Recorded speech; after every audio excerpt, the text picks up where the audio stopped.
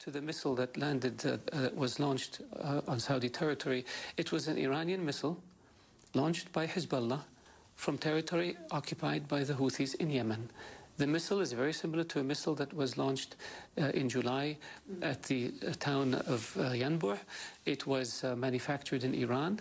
It was disassembled and smuggled into parts into Yemen, and it was assembled in Yemen by operatives from the Revolutionary Guards and from Hezbollah, and then it was launched against Saudi Arabia.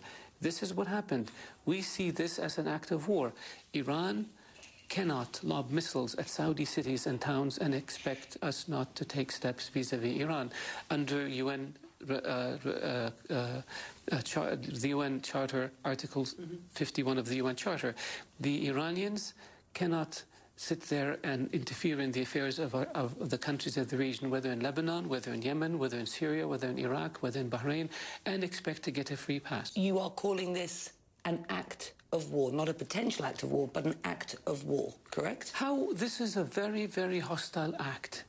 And this is not the first time that missiles have been lobbed at Saudi Arabia. Iranian missiles by Iran's proxies. Who are the Houthis and what are Hezbollah? They're subsidies of the Iranian Revolutionary Guards. What evidence do you have of that?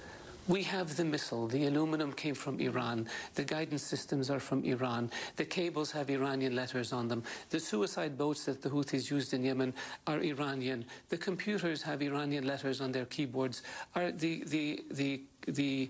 The headquarters of the coalition to support legitimate government in Yemen yesterday had an extensive press briefing where they put out all this evidence. There is no doubt that these missiles and these suicide boats came from Iran. By calling this an act of war, what is Saudi Arabia's intention towards I am Iran? saying that the Iranians committed a aggression against Saudi Arabia, where an Iranian missile was fired at Saudi Arabia more than once by Iran's proxies. What do you call this? And so the Iranians have violated the UN Charter.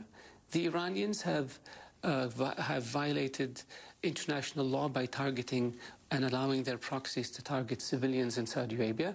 And we have said that we reserve the right to respond in the appropriate manner at the appropriate time.